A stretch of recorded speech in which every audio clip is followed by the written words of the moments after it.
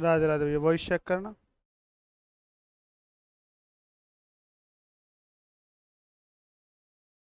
हाँ बेटा, ध्यान सुनना, इस चैप्टर में एक इंपॉर्टेंट टॉपिक आएगा, ट्रांसफॉर्मेशन इक्वेशन। अभी अपन क्या कर रहे हैं, इस चैप्टर की वोकेबलरी पढ़ रहे हैं, जो 11वीं क्लास में हो सकता है आपने बहुत सारी चीजें पढ़ी नहीं है, उससे रिलेटेड बात कर रहे हैं अपन। तो एक शब्द आएगा, उन शब्दों से परिचय कर लेते हैं सबसे पहले अपन। एक शब्द आएगा रूपांतरण समीकरण के नाम से, ट्रांसफॉर्मेशन इक्वेशन बोलते हैं। ट्रांसफॉर्मेशन इक्वेशन क्या होती है, सुनो, रूपांतरण समीकरण क्या होती है। जैसे आपके पास दो फ्रेम ऑफ रेफरेंस हैं, जैसे एक फ्रेम ऑफ रेफरेंस है ये रहा, एक फ्रेम ऑफ रेफरेंस है यहां पे। ध्यान सुनना बेटा, अपने पास दो निर्देश तंत्र हैं, एक एस है एक एस प्राइम है। मतलब मैं आपसे ये कहना चाह रहा हूं, एक ऑब्जर्वर यहां पे बैठा हुआ है, वो ऑब्जर्व कर रहा है किसी इवेंट को, कोई घटना घटित हो रही है। मान लेते हैं यहां पे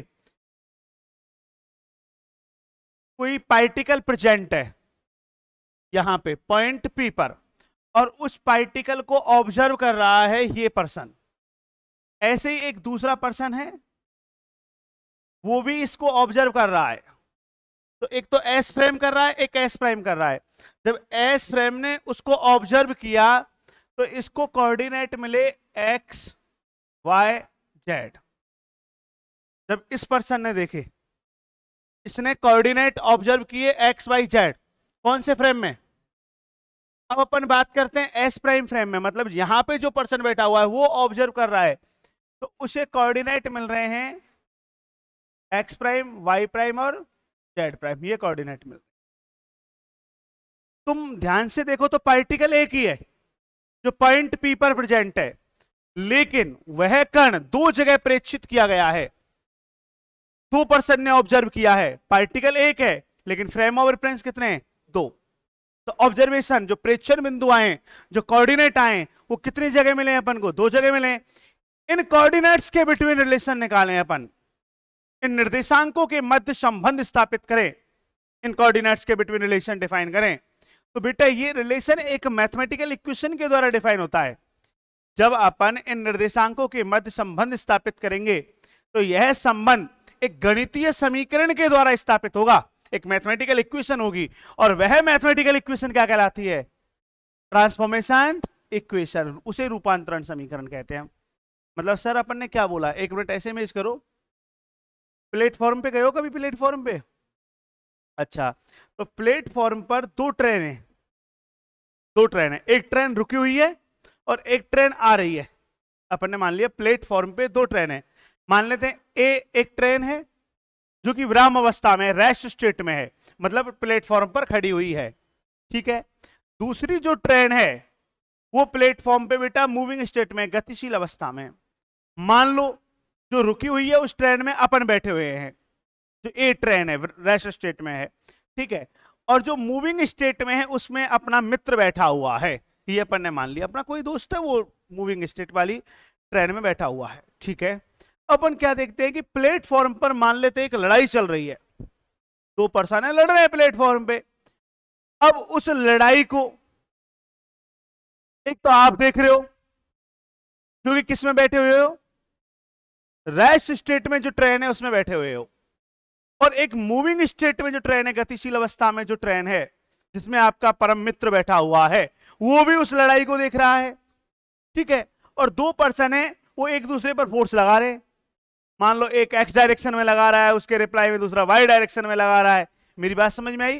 तो उस लड़ाई को जब देख रहे थे, तो हम देख रहे थे, हमने देखा अच्छा इस प्राणी ने एक्स दिशा में एक चांटा लगाया, 10 न्यूटन फोर्स लगा दिया, उसने रिप्लाई में वाई डायरेक्शन में फोर्स लगा दिया, ये सब हमने नोट कर लिया। ऐसे ही आपके मित्र ने नोट कर लिया। तो मैं आपसे पूछता हूं, जो प्लेटफॉर्म है वहां पे लड़ाई कितनी जगह हुई थी, एक जगह। घटना घटित एक जगह हुई है, जो फिनोमिना है वो एक जगह है, भौतिकीय घटना जो घटित हो रही है, लेकिन उसका ऑब्जर्वेशन कितनी जगह कर रहे हो आप, दो जगह। तो डेटा कितनी जगह आएंगे, दो जगह आएंगे कोऑर्डिनेट। तो जो कोऑर्डिनेट मेरे पास और मित्र के पास आए हैं, उन कोऑर्डिनेट्स के बिटवीन हम रिलेशन निकालें।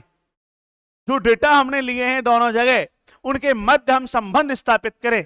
तो रिलेशन डिफाइन करने के लिए क्या चाहिए, एक मैथमेटिकल इक्वेशन चाहिएगी, और ऐसी मैथमेटिकल इक्वेशन, ऐसी गणितीय समीकरण जो बेटा कोऑर्डिनेट्स के बिटवीन रिलेशन डिफाइन करे, उसे अपन बोलते हैं कोऑर्डिनेट ट्रांसफॉर्मेशन इक्वेशन, निर्देशांक रूपांतरण समीकरण। समझ में आ गया? ऐसी गणितीय समीकरण जो कि निर्देशांकों के मध्य गणितीय संबंध स्थापित करे, मैथमेटिकल रिलेशन डिफाइन करे, उस मैथमेटिकल इक्वेशन को क्या बोलते हैं? कोऑर्डिनेट ट्रांसफॉर्मेशन इक्वेशन, निर्देशांक रूपांतरण समीकरण।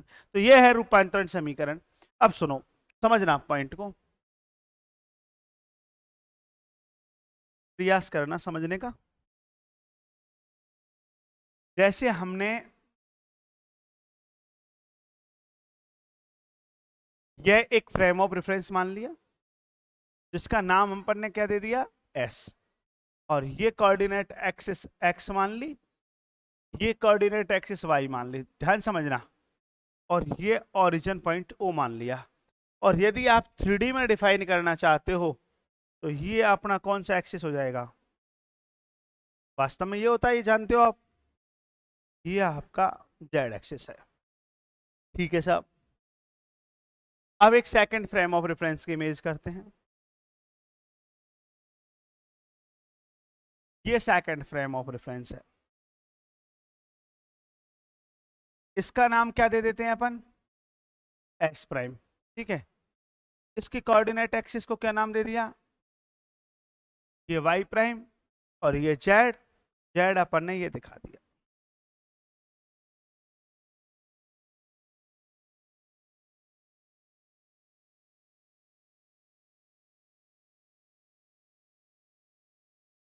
ये ओरिजिन पॉइंट ओ है, ये ओ, ये ओ प्राइम। ठीक है, इन दोनों फ्रेम के बिटवीन अपन डिस्टेंस मान लेते हैं, दोनों फ्रेम के बिटवीन एस और S prime frame of reference के बिटवीन अपन ने मान लेते हैं कि दोनों ही रेस्ट में हैं, या दोनों सेम वेलोसिटी से मूविंग स्टेट में हैं। इसका मतलब मैं क्या कहना चाह रहा हूं? या तो दोनों रेस्ट में हैं, या दोनों सेम वेलोसिटी से मूविंग स्टेट में प्रेजेंट हैं, एक समान वेग से गतिशील अवस्था में उपस्थित है, एक समान वेग से। समझना मतलब मैं आपसे क्या बोलना चाह रहा हूं, ये दो लाइन मैंने बोली है, इसका अर्थ क्या है?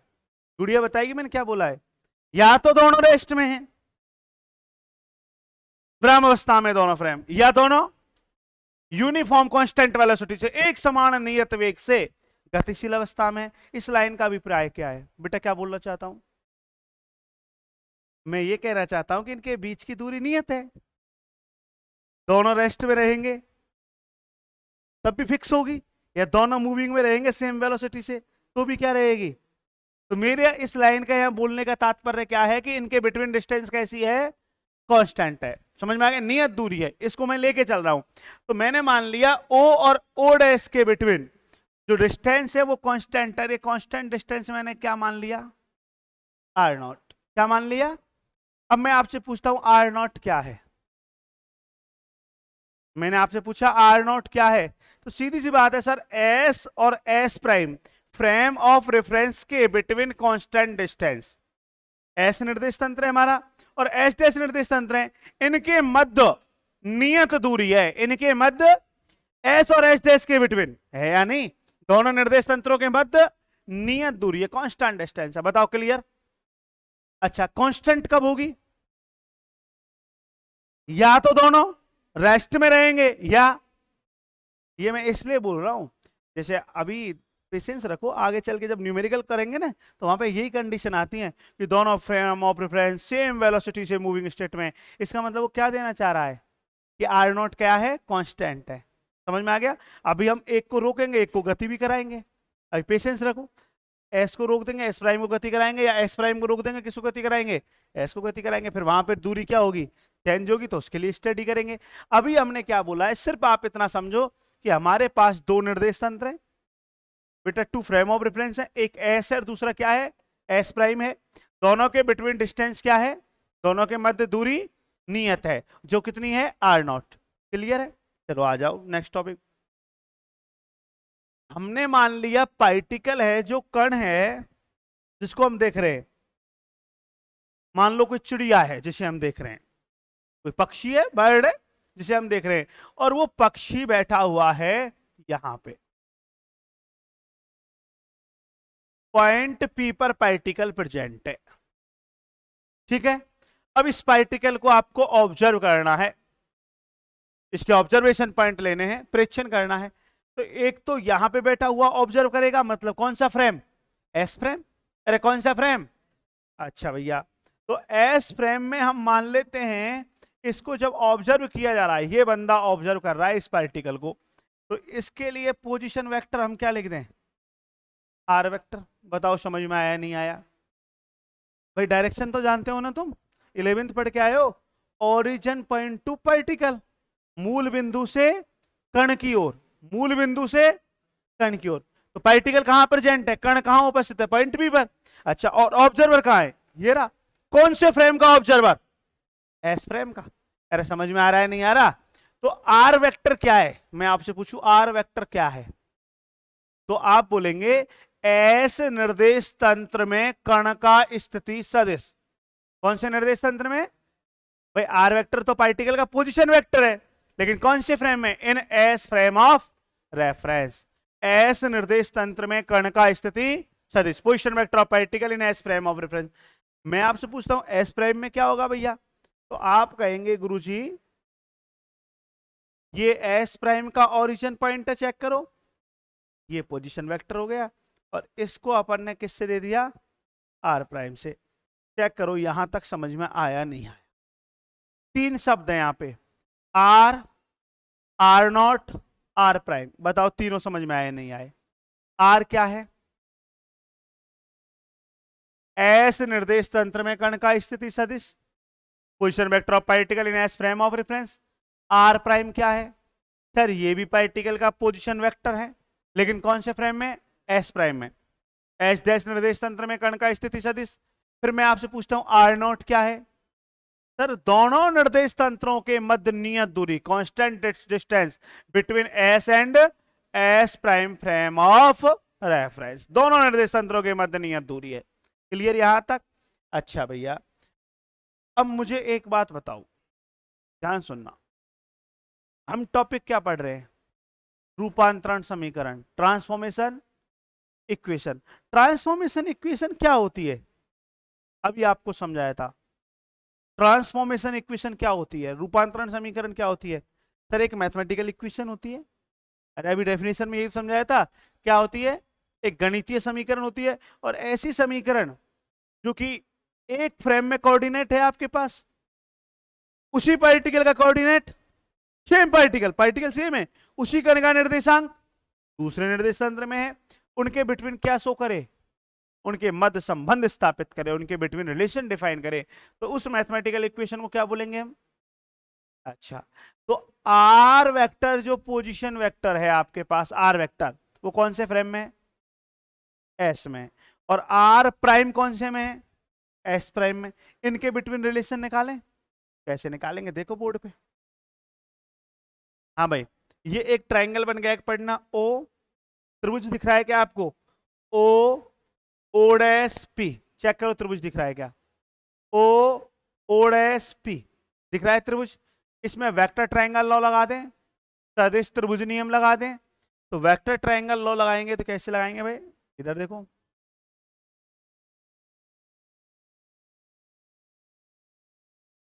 इन triangle O O prime P from vector addition law, सदिश त्रिभुज नियम से।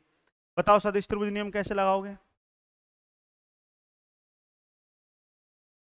यहां पे देखो हेड से हेड कनेक्ट हो रहा है क्या, अच्छा जानते हो ना वेक्टर लॉ लगाना, तो OP vector equal to O O prime plus,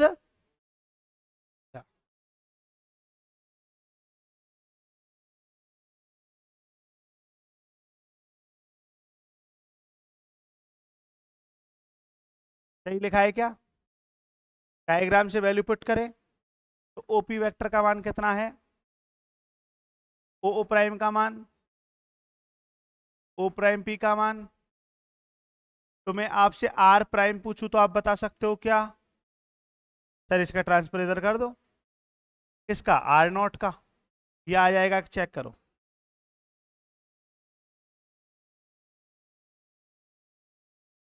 मैं जो बोल रहा हूं वो चेक करो, समझ में आ रहा है कि नहीं आ रहा। तो ये इक्वेशन फर्स्ट क्या है, मुझे तो ये बताओ सर। ये कौन से फ्रेम में पोजीशन है? एस प्राइम में। ये कौन से फ्रेम में है? एस में। बराबर लग रहा है क्या? इक्वल लग रहा है क्या? ये एल एच एस और ये मतलब एक इक्वेशन है। अरे गणितीय समीकरण क्या होती है? एल एच एस हो और, तो ये गणितीय समीकरण है या नहीं? ये कौन से फ्रेम में कोऑर्डिनेट है? एच डैश में। ये कौन से फ्रेम में? आर वाला। तो रिलेशन आ रहा है नहीं आ रहा? तो इस इक्वेशन को बोलते हैं अपन, भाई आर क्या होती है? पोजीशन। तो इसका नाम है स्थिति रूपांतरण समीकरण। क्या नाम है? पोजीशन ट्रांसफॉर्मेशन इक्वेशन, स्थिति रूपांतरण। क्यों है साहब इसका नाम स्थिति रूपांतरण समीकरण? सर ये एस निर्देश तंत्र में कण की स्थिति, position of particle in S frame of reference, और ये position of particle in S prime frame of reference. अरे ये एस निर्देश तंत्र में कण की स्थिति और ये एस डैश में, और दोनों के बिटवीन रिलेशन डिफाइन हो रहा है नहीं हो रहा? तो इसका नाम है पोजीशन ट्रांसफॉर्मेशन। कई बार वो ज्ञानी हो जाता है और आपसे क्या कहता है वो ज्ञानी, कि आप जो पोजीशन ट्रांसफॉर्मेशन इक्वेशन कैलकुलेट कर रहे हो, ध्यान सुनना, वो आप कैलकुलेट करो कोऑर्डिनेट्स फॉर्म में, कंपोनेंट फॉर्म में, घटक के रूप में निकालो। किसके रूप में निकालो? कंपोनेंट के रूप में निकालो, घटक के रूप में निकालो। घटक के रूप में कैसे निकालेंगे? तो मैं इंग्लिश मीडियम किस किस का है? आपका कौन सा मीडियम है? अच्छा, और किसका है इंग्लिश मीडियम? बाकी सबका हिंदी मीडियम है। आपका? हाँ भाई, तो मैं बाइलिंगुअल बोलूंगा, टेंशन नहीं आएगी, ठीक है। हाँ भाई, चिंता करने की आवश्यकता नहीं है, अल्टीमेट समझ में आएगा, डिपेंड करता है आपके ऊपर। तो मैं आपसे बोल रहा हूं कंपोनेंट फॉर्म में कैलकुलेट करवाए। कौन सी फॉर्म में कैलकुलेट करवाए? तो घटक के रूप में कैसे निकालेंगे, कंपोनेंट फॉर्म में कैसे निकालेंगे, सुनो तो। सबसे पहले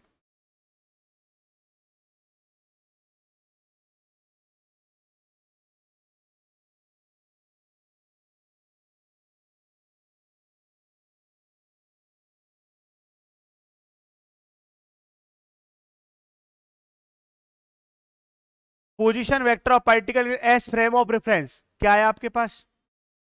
आर वेक्टर। कंपोनेंट फॉर्म में कैसे लिखेंगे?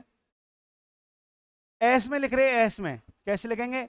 X I cap, Y Z. अच्छा भैया, बोर्ड पे देखते रहो। और यदि हम in S prime frame of reference, अब बताओ कैसे लिखेंगे? आर प्राइम, हाँ। आई कैप में भी प्राइम लगाऊं क्या? क्यों नहीं लगाऊं? क्योंकि डायरेक्शन तो सेम है सर, डायरेक्शन तो कांस्टेंट है। कैसे कांस्टेंट है? इधर देखो, ये कौन सी डायरेक्शन है? आई कैप। तो एक्स डैश में भी तो यही डायरेक्शन है, क्या डायरेक्शन चेंज हो रही है क्या? तो आई कैप क्या रहेगा? सेम। भाई आई कैप, जे कैप, के कैप क्या होते हैं? ये यूनिट वेक्टर होते हैं, और यूनिट वेक्टर क्या होते हैं? जो डायरेक्शन को डिनोट करते हैं। भाई आई कैप, जे कैप, के कैप इकाई सदिश होते हैं या एकांक सदिश, जो भी आप बोलते हो, और ये ऐसे सदिश हैं जो कि दिशा का निरूपण करते हैं। तो इसमें भी डायरेक्शन है और इसमें भी सेम डायरेक्शन हो गई नहीं हो गई? तो इसलिए आई कैप, जे कैप, के कैप में आपको प्राइम लगाने की आवश्यकता नहीं है। हाँ भाई। और थर्ड पॉइंट, कांस्टेंट डिस्टेंस क्या है? R nought. तो आर नॉट को क्या लिखूं मैं?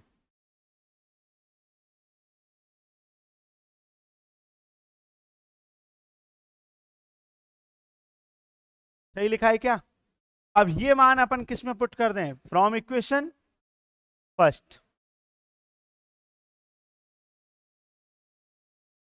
इक्वेशन फर्स्ट में मान रखेंगे तो क्या आएगा देखना बेटा। वो बोल रहा है आर प्राइम वेक्टर,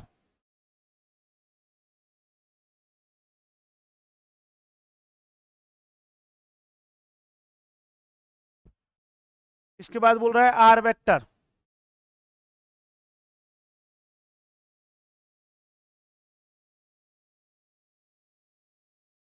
फिर बोल रहा है minus r nought vector.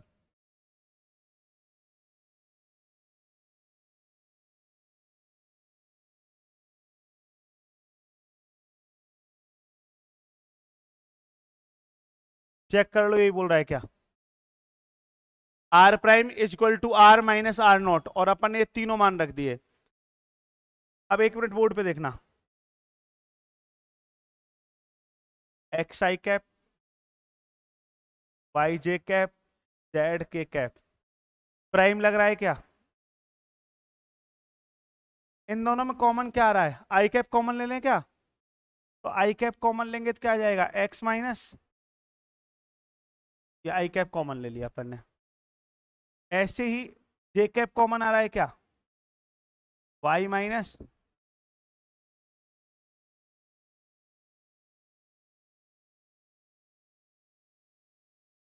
Check करो। अब अपन आई कैप जे कैप के कैप के कोफिशिएंट्स को कंपेयर कर दें क्या? भाई आई कैप जे कैप के कैप के गुणांकों की तुलना कर दे। तो कोफिशिएंट्स का अपन कंपैरिजन करेंगे। तो बेटा कंपेयर कर रहे हैं, तुलना कर रहे हैं, तो क्या आएगा? यहां पे आई कैप का गुणांक क्या है? X prime. आई कैप का कोफिशिएंट, उधर देखो आई कैप का कोफिशिएंट क्या है? सही है। इधर क्या है? जे कैप का कोफिशिएंट वाई प्राइम, उधर जे कैप का, ऐसे ही के कैप का।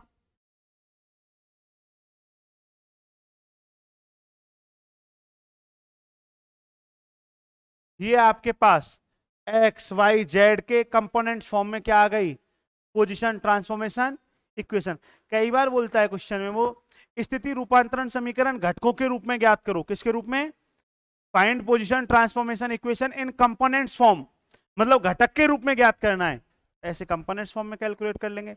और जब न्यूमेरिकल आता है तो न्यूमेरिकल कैसे आता है? आपसे क्या कहता है वो न्यूमेरिकल? सुनो, करवाएंगे अभी आपको न्यूमेरिकल।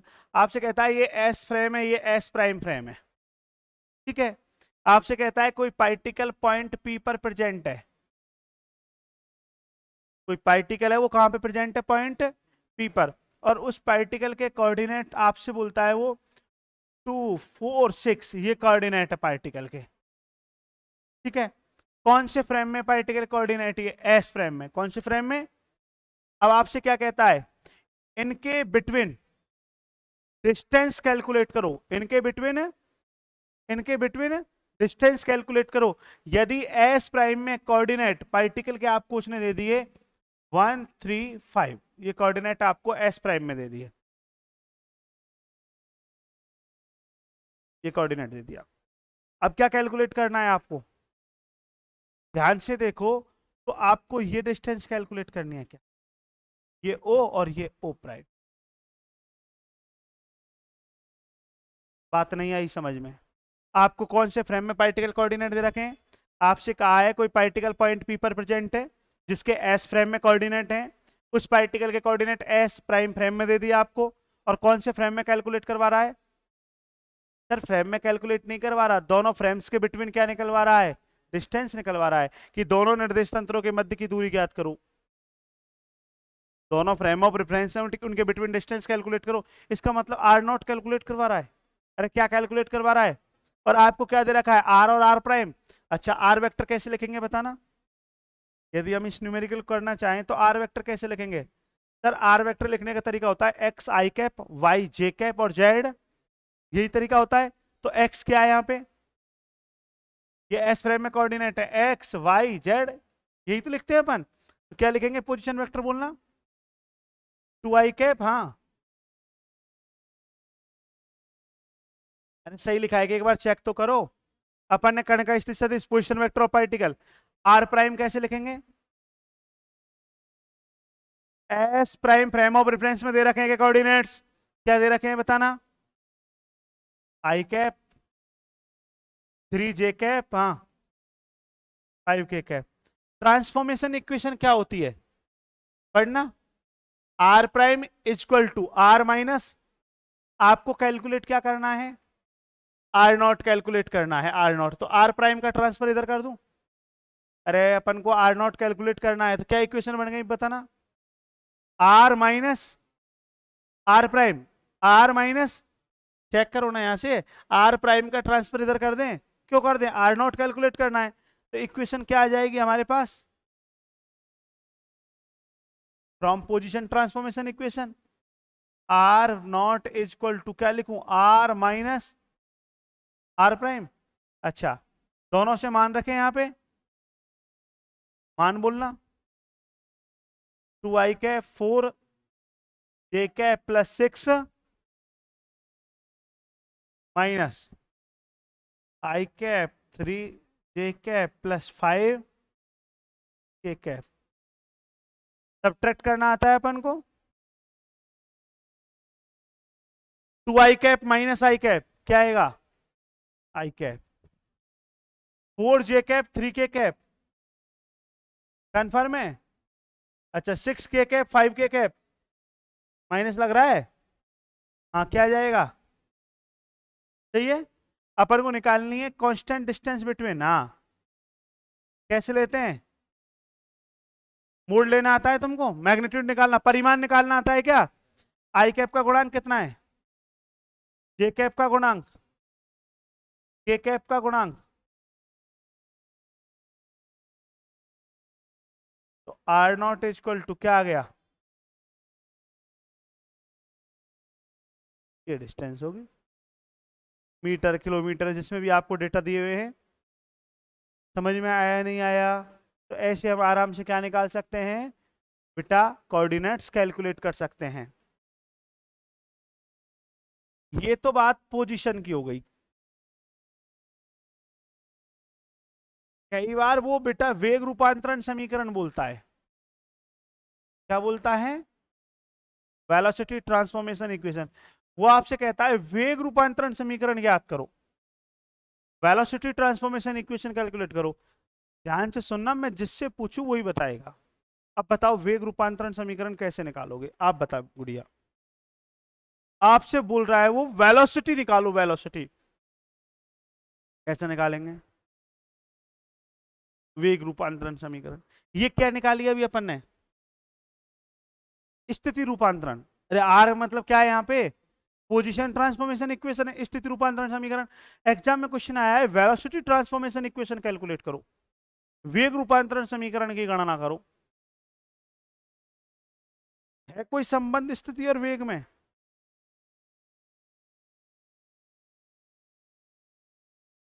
ट्वेल्थ में कितनी परसेंट है हमारे भैया की? 72।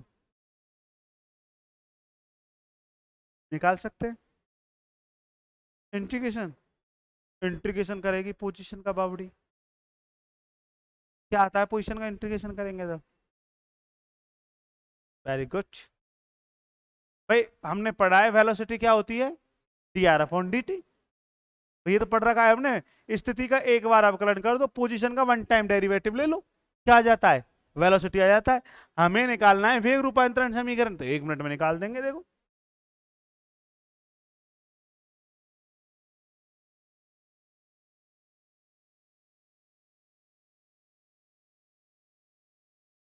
वेलोसिटी ट्रांसफॉर्मेशन इक्वेशन, वेग रूपांतरण समीकरण। कुछ नहीं करना, पहले पोजीशन ट्रांसफॉर्मेशन इक्वेशन क्या है उसको लिख लो। क्या पढ़ी थी अभी? R prime r minus r nought. अब याद होनी चाहिए आपके। क्या है position transformation equation? R prime equal to r minus r nought. हमें चाहिए वेलोसिटी, तो differentiate with respect to time. तो टाइम के रेस्पेक्ट में डेरिवेटिव लेंगे तो क्या आ जाएगा भाई? डी अपॉन डी टी लगा दें। डेरिवेटिव का मतलब किसका डेरिवेटिव? आर प्राइम का। यहां पे किसका डेरिवेटिव? और यहां पर आर नॉट का। मैं आपसे ये पूछ रहा हूं आर नॉट क्या है? आपने कहा sir r nought constant distance है। भूल गए आप ये? अरे एक नियत दूरी है, याद नहीं है क्या? आर नॉट क्या है? Constant distance. और कांस्टेंट फंक्शन का डेरिवेटिव क्या होता है? बताओ कांस्टेंट का अवकलन क्या होगा? भाई नियत फलनों का अवकलन क्या होता है? शून्य होता है। तो आर नॉट का डी अपॉन डी टी का मतलब डेरिवेटिव कितना होगा? 0। ये मान कितना हो गया? 0। तो क्या आ गया देखना, D R upon D T का मतलब वेलोसिटी। कौन से फ्रेम में लगाया? D R upon D T का मतलब वेलोसिटी। आ गया नहीं आ गया? क्या आया? v prime equal to v। ये आ गया। इसका मतलब जब एस और एस डैश के बिटवीन डिस्टेंस कांस्टेंट है।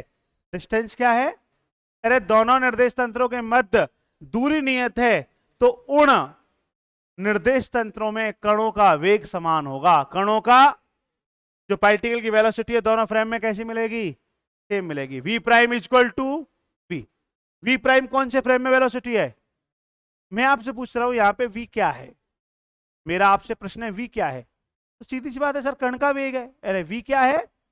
वेलोसिटी ऑफ पार्टिकल है, कण का वेग है। कौन से फ्रेम में? मैंने v बोला है, v s फ्रेम में। और v प्राइम क्या है?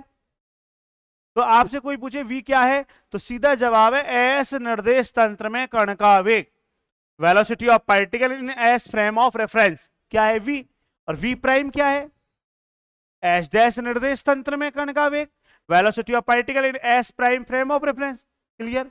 अच्छा, और दोनों फ्रेम के बिटवीन डिस्टेंस कांस्टेंट है, दोनों निर्देश तंत्रों के मध्य नियत दूरी है, मतलब आर नॉट कांस्टेंट हो गया, तो इसका मतलब दोनों में वेग क्या होगा? समान होगा। समझ में आया नहीं आया? चाहे एस फ्रेम में देखो चाहे एस डैश में देखो। क्लियर यहां तक? तो बेटा पहले तो ये बताओ ये इक्वेशन है या नहीं? ये LHS और ये तो इक्वेशन है। अच्छा, दोनों फ्रेम में रिलेशन डिफाइन कर रही है नहीं कर रही? अच्छा, यहां पे ये क्या है? वेग क्या है? तो इनका नाम है वेलोसिटी ट्रांसफॉर्मेशन इक्वेशन। क्या नाम है? वेग रूपांतरण समीकरण। आपसे वो पूछे नहीं बेटा संवेग रूपांतरण समीकरण बताइए, क्या बताइए? मोमेंटम ट्रांसफॉर्मेशन इक्वेशन कैलकुलेट करो, संवेग रूपांतरण समीकरण की गणना कीजिए, संवेग निकालना है। अब बताओ संवेग कैसे निकालें, मोमेंटम कैसे निकालें भैया, कैसे कैलकुलेट करेंगे?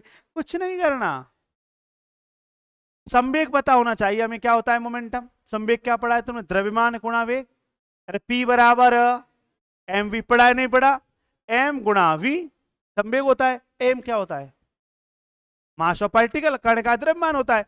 तो सीधी सी बात है m का गुणा कर दो। किसका गुणा कर दो? तो हमने ये लिख दिया, मोमेंटम निकाल देंगे 1 मिनट में। ये ले,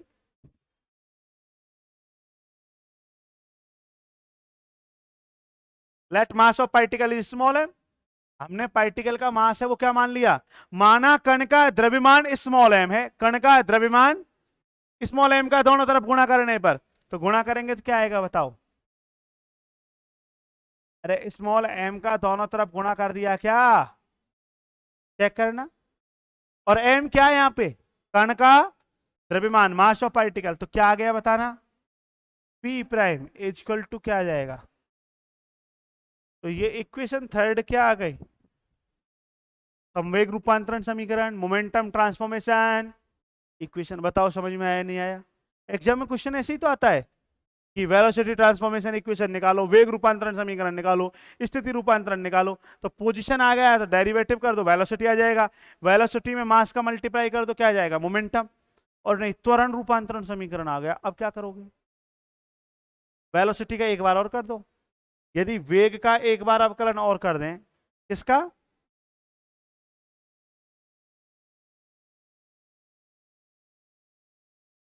हाँ भाई, एक्सेलरेशन ट्रांसफॉर्मेशन इक्वेशन निकाल रहे हैं, तो वेलोसिटी क्या है आपकी?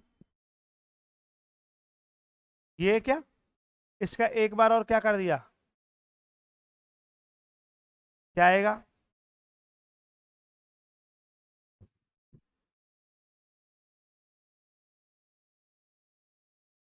डीवी अपॉन डी टी क्या बन गया? कौन से फ्रेम में? तो बताओ ये त्वरण रूपांतरण समीकरण आया नहीं है? उसने कहा नहीं, बल रूपांतरण समीकरण निकालो, फोर्स ट्रांसफॉर्मेशन इक्वेशन। अब बता क्या करेगा? फोर्स ट्रांसफॉर्मेशन इक्वेशन निकालनी है। फोर्स फोर्स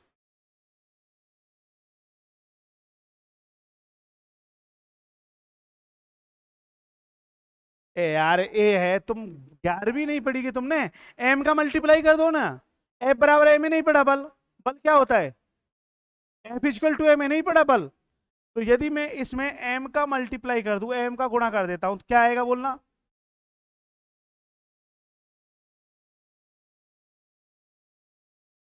तो ये कौन से फ्रेम ऑफ रेफरेंस में फोर्स हो गया? ये एस प्राइम में, और ये S, ये बल नहीं बन गया? भाई एफ इजक्वल टू क्या होता है? अब तुम कह रहे हो सर यहाँ एम में डैश क्यों नहीं लगा रहे? अरे कण का द्रव्यमान चाहे एस में देखो, तुमको यहाँ बैठा लो चाहे बस में बैठा लो, तुम्हारा द्रव्यमान समान होगा।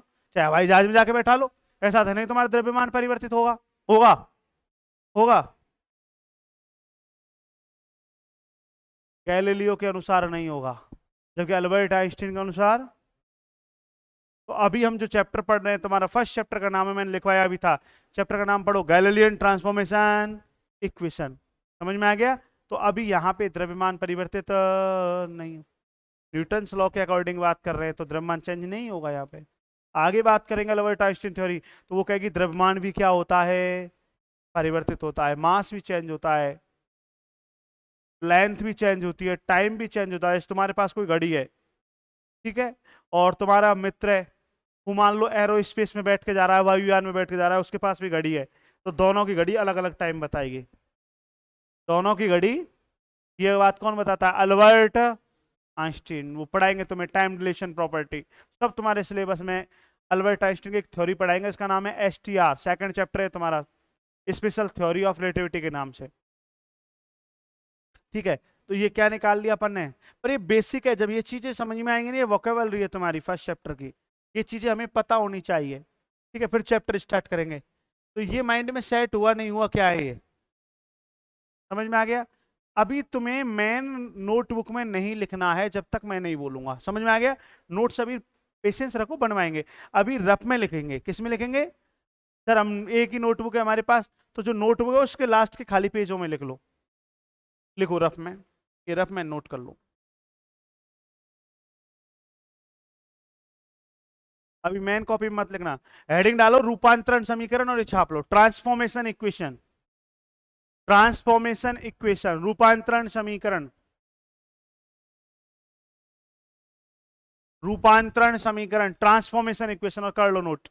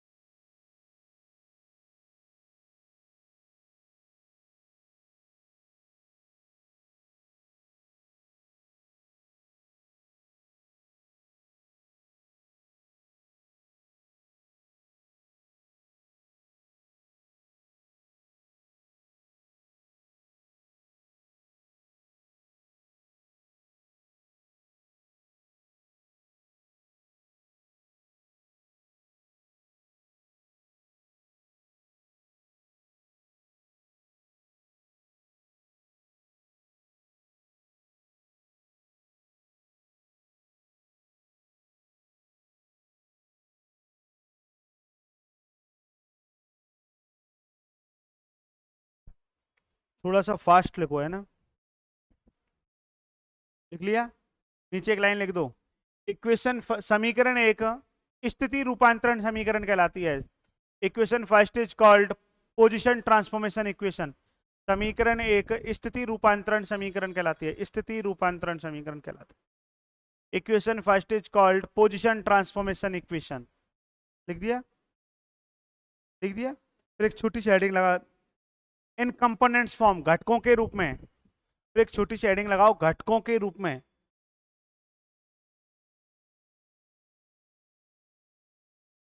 और एक काम करो, डायरेक्ट फर्स्ट, ये मैंने लिखा दिया आपको, फर्स्ट सेकंड थर्ड पॉइंट करके छाप दो। मतलब फर्स्ट पॉइंट करके लिख दो आर वेक्टर बराबर, सेकंड पॉइंट करके लिख दो आर डैश वेक्टर बराबर, थर्ड पॉइंट करके आर नॉट बराबर। वो लैंग्वेज लिख रही है, वो लिखने की आवश्यकता नहीं है, लिखवा दी मैंने आपको।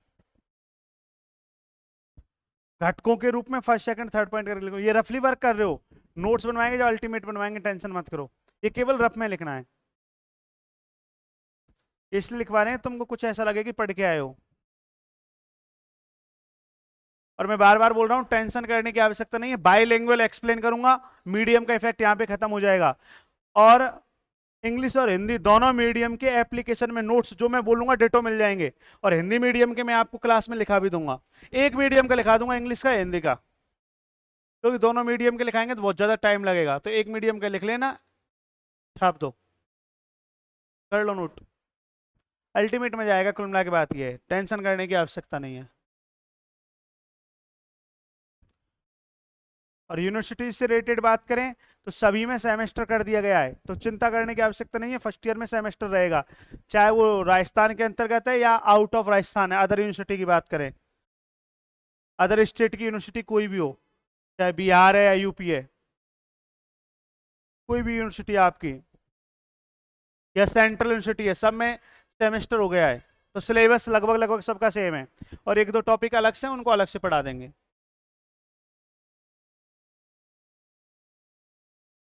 चाहे आपका पास कोर्स है या ऑनर्स सब्जेक्ट से बिलोंग करते हो आप, कुछ टॉपिक्स अलग है, उनके अलग से क्लास लगा देंगे। ये लिख रहा है फ्रॉम इक्विटिंग, तुलना करने पर, तुलना करने पर।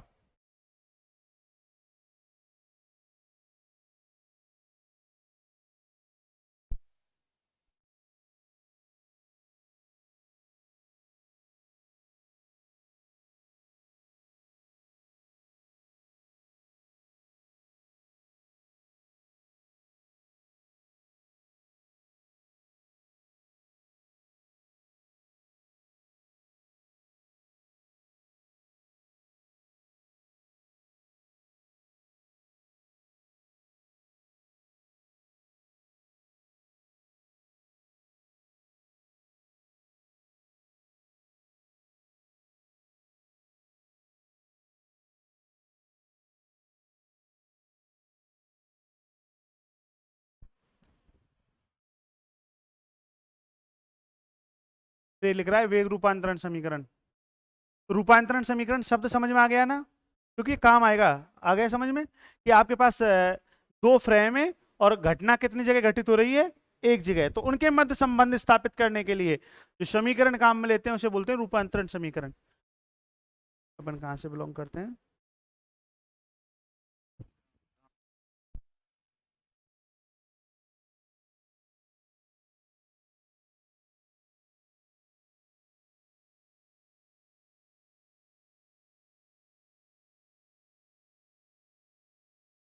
थोड़ा फास्ट लिखो भाई।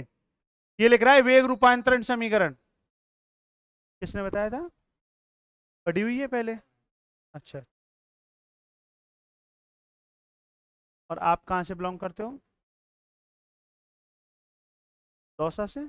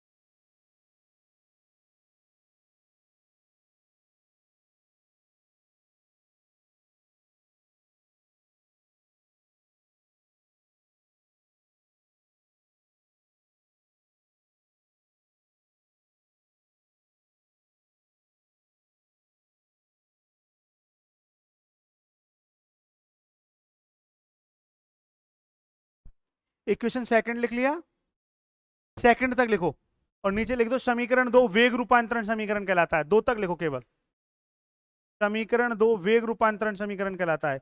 Equation second is called velocity transformation equation, यहीं तक लिख लो, बहुत है। अब आगे बाद में पढ़ा देंगे। इक्वेशन सेकंड तक नोट कर लो। Equation second is called velocity transformation equation. तो समझ में तो आ रहा है ना। अभी 2-4-5 दिन डेमो क्लास लो इस वीक, फिर अपन नेक्स्ट जब तुम्हारा रक्षाबंधन निकल जाएगा ना उसके बाद बात करेंगे। अभी डेमो क्लास लो, अच्छे से चीजों को समझो, और कल से मैं चैप्टर स्टार्ट कर दूंगा, ठीक है ना। कल से अपन नोट्स बनाना शानदार तरीके से चैप्टर स्टार्ट कर देंगे, ठीक है भाई। ठीक है, ठीक है, सिलेबस स्टार्ट करें कल से इनका श्याम सर, ठीक है ना। कल से प्रत्येक बंदा नोटबुक नोट्स ले आएगा और कलर्ड पेन 2-3, समझ में आ गया। अल्टीमेट नोट्स बनाएंगे। और ऑनलाइन वाले आप भी सुन लेना, कल से नोट्स बनाने। और लगभग इस वीक क्लास यूट्यूब पे आएगी, इसके बाद एप्लीकेशन पर मिलेगी क्लास।